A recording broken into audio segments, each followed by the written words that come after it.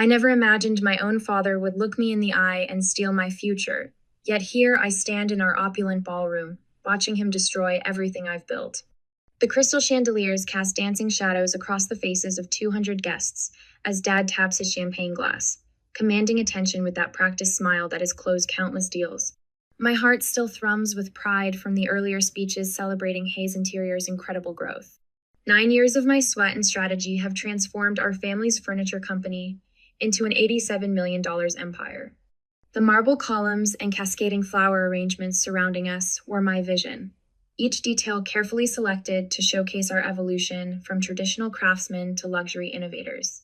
If I could have everyone's attention, Dad's voice carries across the murmuring crowd. Tonight we celebrate not just our success, but our future.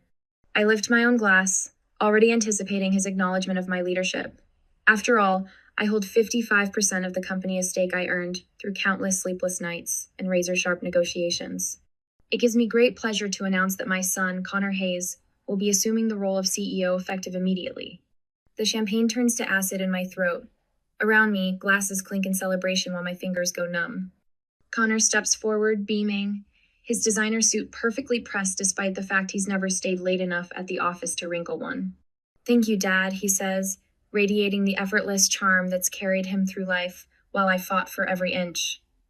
I'm honored to lead Hayes Interiors into its next chapter. My chest tightens as memories flood back unbidden. The night I secured the Morrison account, pacing my office at 3 a.m., rehearsing every detail until the presentation was flawless. The summer I flew between 3 countries in 5 days, building relationships with artisanal craftsmen while Connor posted poolside photos from the Hamptons. The endless board meetings where I defended every innovation, every risk, every step forward while Dad and Connor watched from the sidelines. I scanned the crowd, catching the carefully averted gazes of board members who've witnessed my dedication firsthand. Lisa Morgan, our CFO, meets my eye for a fraction of a second long enough to see the apology there. Their silence speaks volumes. They knew. They all knew, and no one warned me. A server passes with fresh champagne. I grab a glass to steady my trembling hands, the cup crystal cool against my palm. Across the room, I watch the subtle dance of power shifting. Board member James Chen leans in close to Connor, all smiles and congratulations, though just last week he'd criticized my brother's lack of industry knowledge. Dad works the room with calculated precision, his hand on the small of backs, his laugh just loud enough to draw attention. The pieces click into place with sickening clarity. Every time they dismiss my ideas as too aggressive, every patronizing pat on the head when I pushed for modernization. They never saw me as a leader. I was just keeping the seat warm. To the future of Hayes Interiors. Dad raises his glass.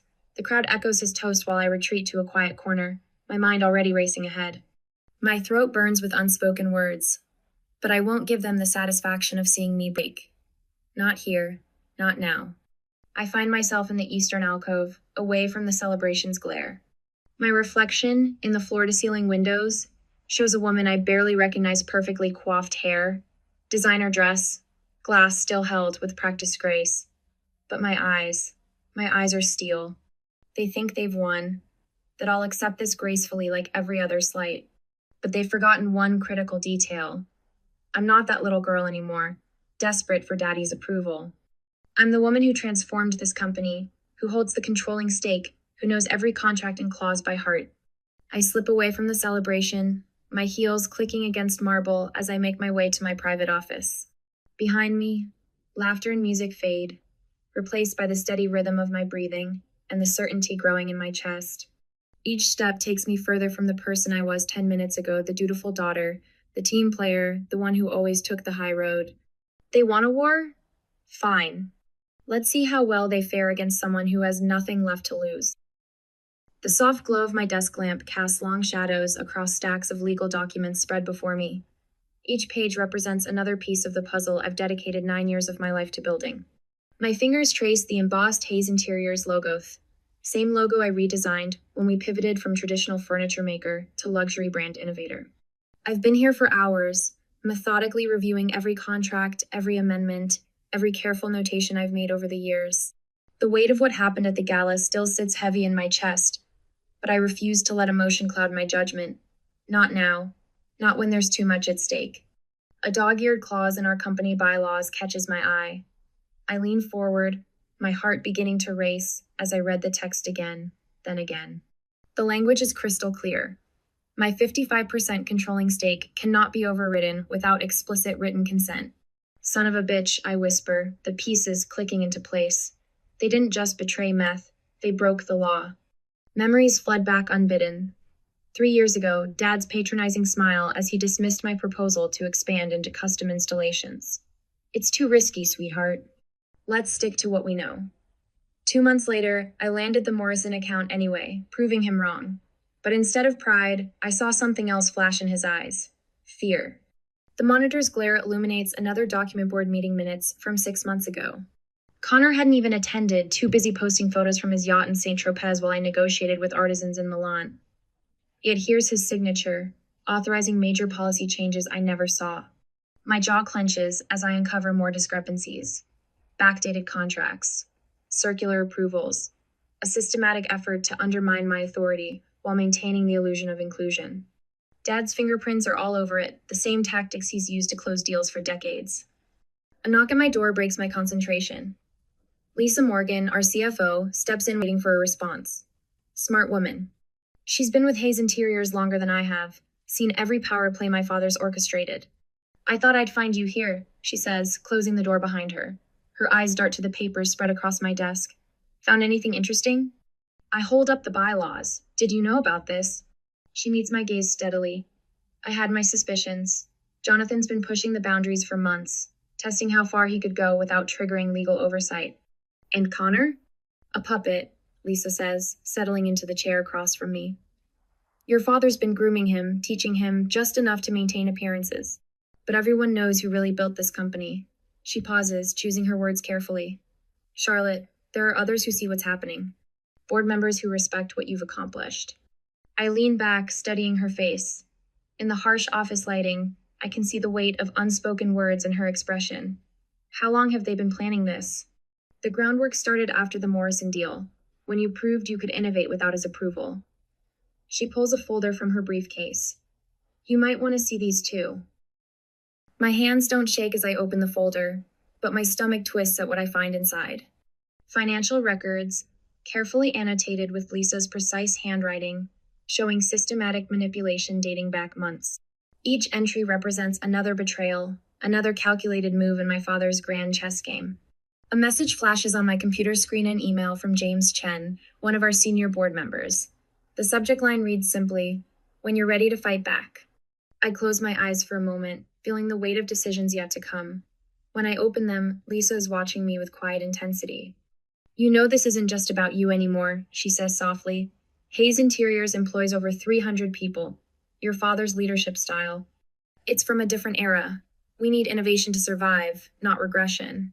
Before I can respond, my assistant hurries in, an unmarked envelope in her trembling hands. This just arrived for you, she says, glancing nervously at Lisa. Hand, delivered. The envelope is heavy, sealed with wax in an old-fashioned style I recognize immediately. Dad's signature touch-of-power move disguised as tradition. Inside, a single document makes my blood run cold. What is it? Lisa asks, leaning forward. I stare at the yellowed paper, its implications sending chills down my spine. The original founding agreement, I say quietly. And something tells me this version isn't the same one in our corporate records. The document trembles slightly in my hands. I set it down, squaring my shoulders. Call an emergency board meeting, I tell Lisa. Now. 30 minutes later, I stride into the boardroom, my heels clicking against marble with deliberate precision. The tension is palpable as board members shift in their leather chairs. Dad sits at the head of the table, Connor at his right hand a tableau of assumed power that makes my jaw clench. Thank you all for coming on such short notice, I say, my voice steady despite the adrenaline coursing through my veins. I remain standing, commanding the room's attention. I'll be brief. The announcement made at tonight's gala regarding leadership changes was not just premature, it was illegal. Dad's face hardens, but I continue before he can speak. As the holder of 55% controlling stake in Hayes Interiors, any executive changes require my explicit written consent. I lay out the bylaws, my evidence arranged with surgical precision. Consent which, as you can see, was never given. Charlotte, Dad's voice carries that familiar patronizing tone. You're embarrassing yourself. No, Dad. I cut him off, surprised by the steel in my own voice. You've embarrassed yourself and the company.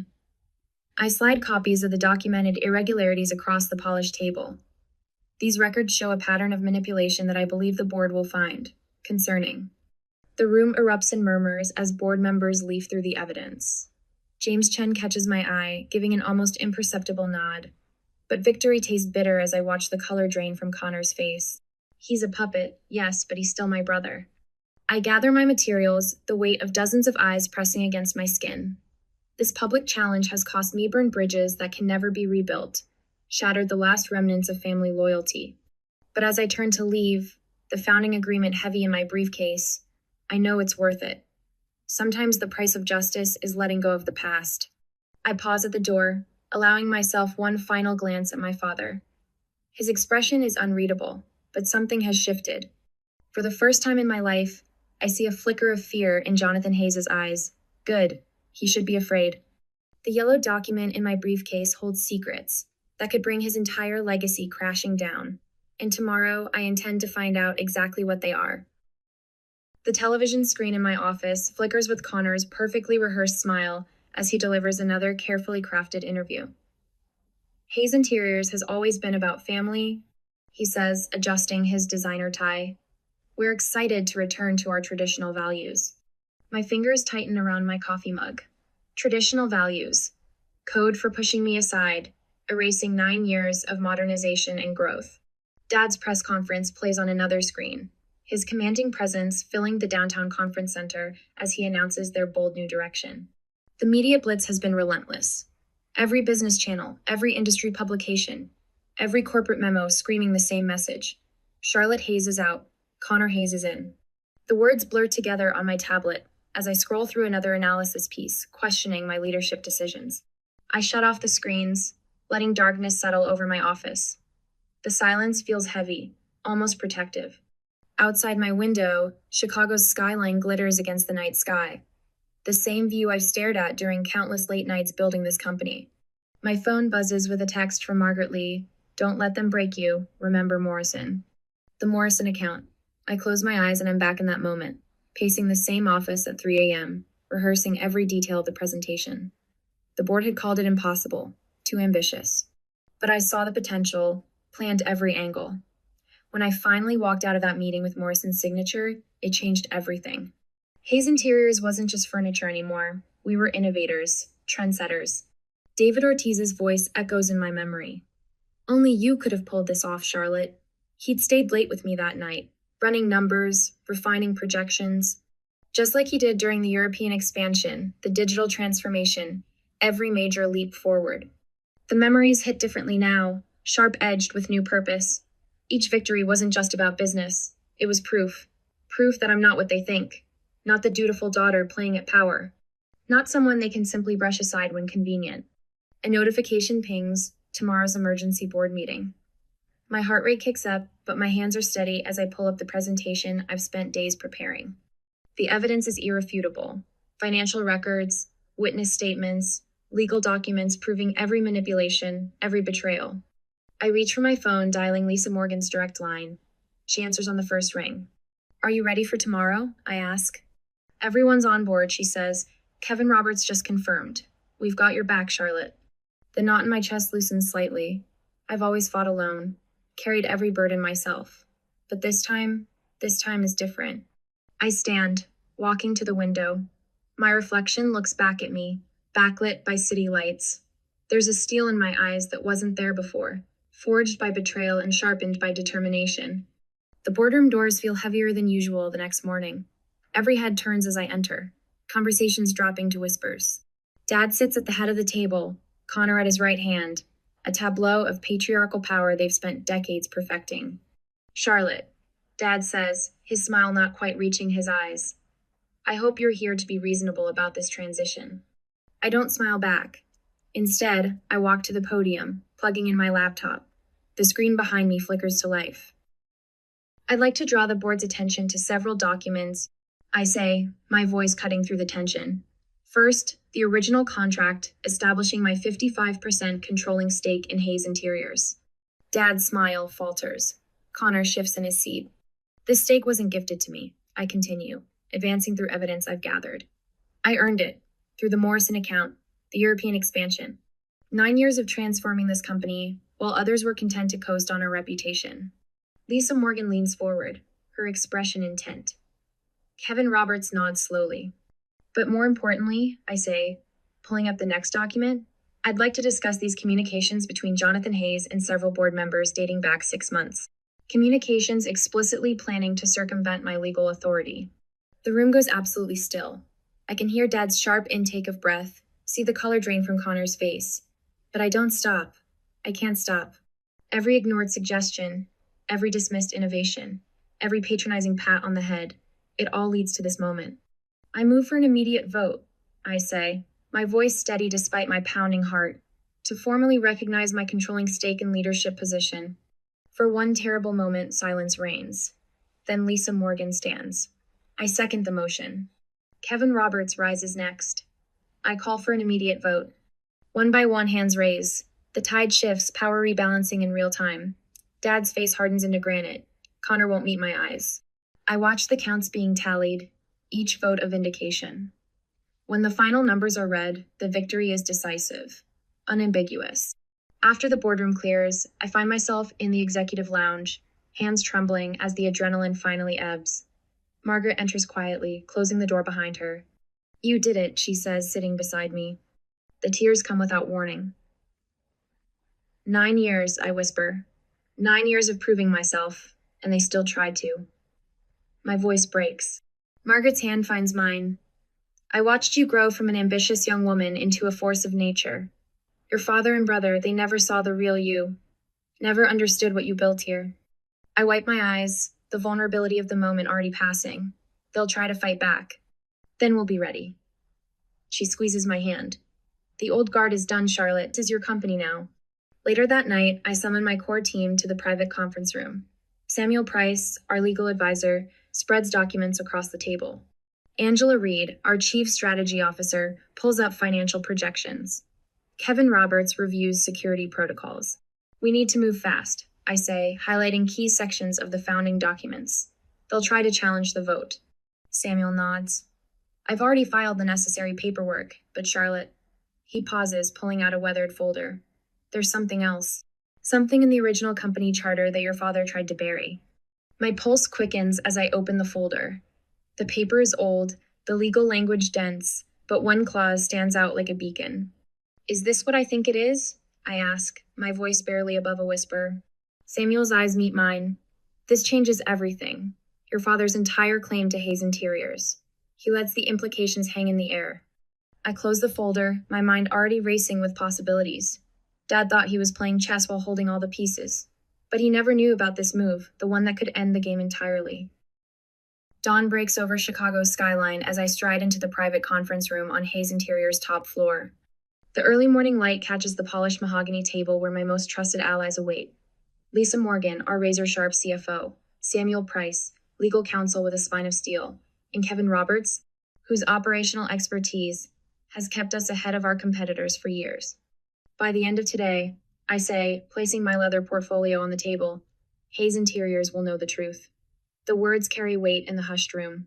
We've been planning this moment for weeks, each piece carefully arranged like the custom furniture collections I've curated over 9 years of building this company. Lisa spreads financial documents across the table, her manicured nails tapping against damning spreadsheets. These records show systematic mismanagement under Jonathan's oversight. The board can't ignore this. They won't have time to ignore it, Samuel adds, his voice carrying the quiet confidence of someone holding a winning hand. I've prepared the legal documents. Once filed, they'll force an emergency board meeting. The tension in the room shifts to something electric, alive with possibility. Kevin leans forward, his usually reserved demeanor charged with purpose. My team is ready. The moment you give the signal, we'll have support from every department head who's watched you build this company. Outside the floor-to-ceiling windows, clouds gather over Lake Michigan. A storm is coming. How fitting. Dad's desperate moves come faster than expected. By mid-morning, a company-wide email from him floods every inbox at Hayes Interiors. I read it on my phone, jaw clenching at his carefully crafted lies about being the true visionary behind our success. The words are hollow, each sentence reeking of the same patronizing tone he used when telling me I was too aggressive in pursuing the Morrison account, the very account that doubled our market share. On the mounted television in my office, Connor appears on Bloomberg Business, his rehearsed smile not quite reaching his eyes as he declares himself the natural successor to the Hayes legacy. I notice the slight tremor in his hand as he adjusts his tie, a tell from childhood that always betrayed his uncertainty. Charlotte, Lisa appears in my doorway, tablet in hand. You need to see this. A whistleblower has leaked internal emails to industry blogs. The timestamp shows it happening minutes after Connor's interview began. I scan the contents, watching years of Dad's manipulations unfold in black and white. The comment sections are already filling with industry insiders questioning Connor's qualifications. My phone buzzes with messages from employees, their loyalty finally finding voice. We stand with Charlotte, reads one. Time for real leadership, says another. A smile tugs at my lips. They've played right into my hands.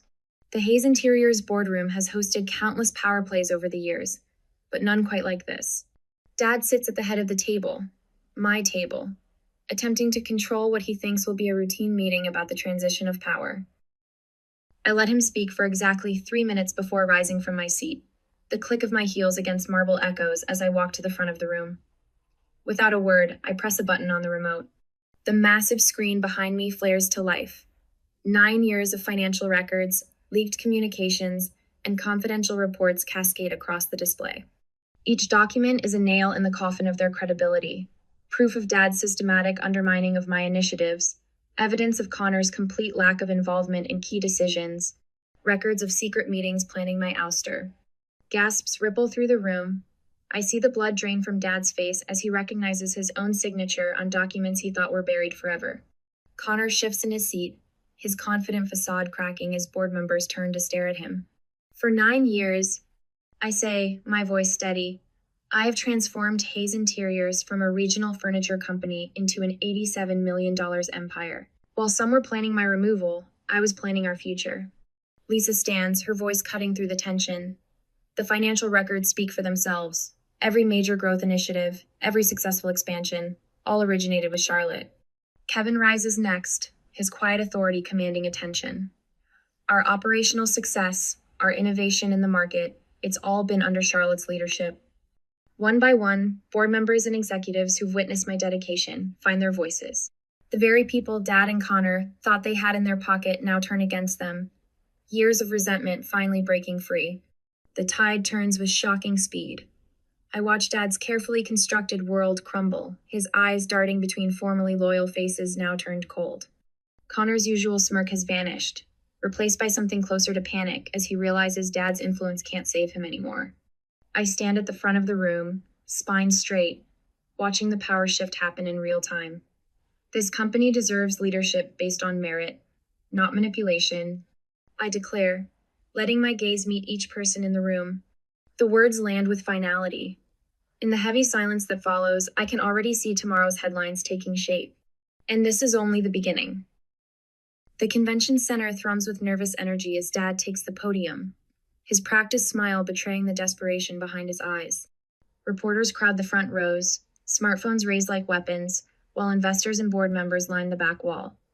The massive screens behind him flash with glossy images of Hayes Interior's new vision, a vision that conspicuously erases my 9 years of leadership. Recent changes at Hayes Interiors reflect our commitment to stable, traditional leadership. Dad announces, each word calculated to undermine me. The transition to my son Connor ensures continuity of our family values. I watch from the shadows of the broadcasting booth, my throat tight with disgust. Beside me, Lisa Morgan, our CFO, grips a leather portfolio containing every document we need to shatter their carefully constructed lies. They're getting desperate, she whispers. She's right. I can see it in the way Connor fidgets with his tie during his live interview and how his responses about legal technicalities sound rehearsed and hollow.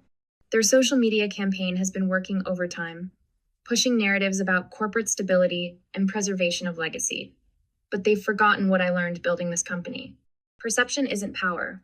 Control is. The morning certified letters prove it. Dad's legal team has been busy, sending ominous warnings to board members about potential litigation risks and fiduciary obligations. Connor's media contacts have been working the phones, planting stories about corporate instability that sent our stock sliding. They're trying to isolate me, to turn my support network against me through fear and manipulation. I check my watch. In exactly 17 minutes, the board meeting that will decide everything begins in the executive conference room upstairs. I think of the USB drive in my pocket, loaded with 9 years of meticulously documented evidence. Every secret deal, every manipulated contract, every instance where they thought I wasn't paying attention. It's time, Lisa says, her eyes bright with anticipation. The executive conference room falls silent as I take my place at the head of the table. The morning sun streams through floor-to-ceiling windows, catching the crystal water glasses and making them spark like coming lightning. Dad sits to my right, Connor to my left, both radiating false confidence. The rest of the board waits, tension crackling in the air. I don't speak immediately. Instead, I carefully remove my laptop, connect it to the room's display system, and meet each person's gaze. Some look away, others hold firm. I've memorized where each one stand who stayed loyal, who wavered, who sold out to the highest bidder. Before we begin today's vote, I say, my voice steady and clear, I'd like to share some information that affects every person in this room. The first document appears on screen. Internal emails revealing Dad's systematic dismantling of supplier relationships I'd built, replacing them with his cronies at inflated costs. Next comes proof of Connor's attempts to manipulate stock prices through leaked false information. With each revelation, their faces grow paler, their postures more rigid. Charlotte, Dad starts, but I silence him with a raised hand. I'm not finished. I pull up the financial records next year's of creative accounting designed to hide their true intentions. Every decision, every betrayal, every attempt to undermine what I built, it's all here. Documented, verified, undeniable. The evidence unfolds like a perfectly orchestrated symphony. Testimony from executives they tried to bribe. Proof of secret board meetings held without proper notification. Documentation of my 55% controlling stake and the illegal attempts to override it. My phone lights up with notifications as the story breaks across major news outlets. Industry analysts are already weighing in, their tweets scrolling across my screen. Shocking revelations at Hayes Interiors. Corporate coup exposed. Charlotte Hayes reveals years of systematic manipulation. The hashtag number Hayes Interiors exposed trends within minutes, accompanied by clips from Dad's earlier press conference now playing like a tragic comedy against the backdrop of truth. Connor's phone buzzes incessantly, his media contacts warning him that the story is already breaking. Dad's lawyer frantically flips through papers, searching for loopholes that don't exist. The board members who backed their coup now stare at their hands, unable to meet my eyes. I save the most damning evidence for last. Recordings of Dad and Connor planning this takeover months ago, dismissing my contributions with casual cruelty. The room fills with the sound of their own voices, dripping with contempt and arrogance. The era of deceit ends today, I declare, standing to emphasize my words. Hayes Interiors will no longer be a playground for toxic ambition and betrayal. Those who supported this attempted coup have a choice: resign now or face the legal consequences of your actions. Dad's face has gone from red to white, his hands trembling as he reaches for his water glass. Connor's earlier bravado has evaporated, replaced by the panicked look of someone watching their future crumble. The board members who once dismissed my concerns as overly aggressive now lean forward, eagerly distancing themselves from the losing side. But there's one more card to play. I remove an envelope from my briefcase, placing it deliberately at the center of the table. The room goes completely still. This document was buried in our company archives, I say softly. Its contents could completely dismantle what remains of the old guard's influence. I'll be reviewing it with our legal team tomorrow morning unless anyone has something they'd like to confess now.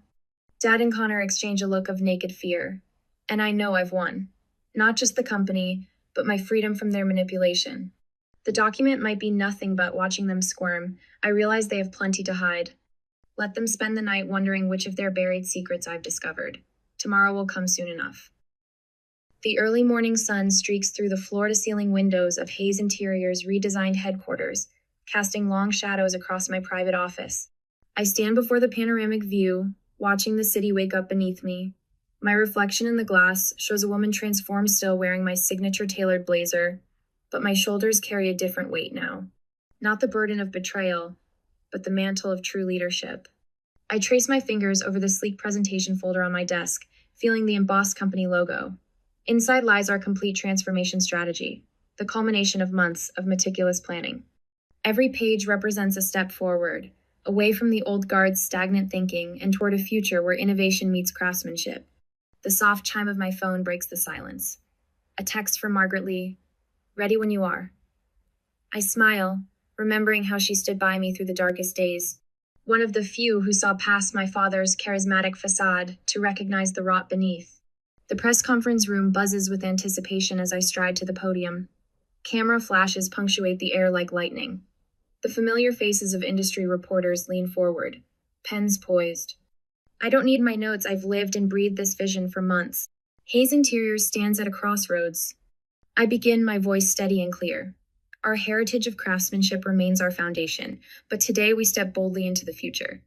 I outline our plans for sustainable manufacturing, digital design integration, and expanded artisan partnerships. The room's energy shifts from skepticism to excitement as I detail each innovation. Later, I find myself back in the grand ballroom where everything changed. The space has been transformed, just like the company, heavy crystal chandeliers replaced with modern sculptural lighting, the stuffy oil paintings swapped for commissioned pieces by emerging artists. Yet standing here still makes my chest tighten with phantom pain. Quite a change, isn't it? Lisa Morgan appears beside me, her heels clicking against the marble floor. Our CFO's presence grounds me in the present. You did it, Charlotte. You really did it. I turn to survey the room filled with board members and industry leaders, all here to celebrate our new direction. No forced smiles or hidden agendas, now just genuine appreciation and shared purpose. We did it, I correct her. I couldn't have done this alone. Sunlight floods the modern atrium as employees gather for our company-wide luncheon. The space buzzes with energy, conversations flowing as freely as the champagne. James Chen raises his glass, commanding attention. To the woman who showed us that integrity and innovation aren't just buzzwords, they're the foundation of true success. Margaret Lee steps forward, her eyes bright with pride. When others saw obstacles, Charlotte saw opportunities. She didn't just save Hayes Interiors, she transformed it. The room erupts in applause, and I feel the warmth of genuine appreciation wash over me. These people aren't just employees, they're the heartbeat of everything we've built together. The afternoon finds me in quiet conversation with Kevin Roberts in the company lounge, its modern furnishings showcasing our latest designs. Remember when your father said our eco-friendly line would never sell? He chuckles, gesturing to the sales reports spread between us. Now it's our fastest growing segment.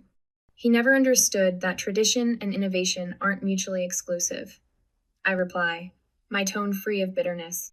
The anger that once consumed me has mellowed into something else, and not quite forgiveness, but acceptance of the past as a catalyst for change. The workshop space fills with eager faces as I wrap up my presentation to a group of young designers. One participant, Sarah Chen from our biggest competitor, raises her hand. How do you stay true to your vision when everyone says it's impossible? I pause, considering the weight of her question. You learn to distinguish between genuine obstacles and other people's limitations, I answer. And you find allies who believe in that vision as much as you do.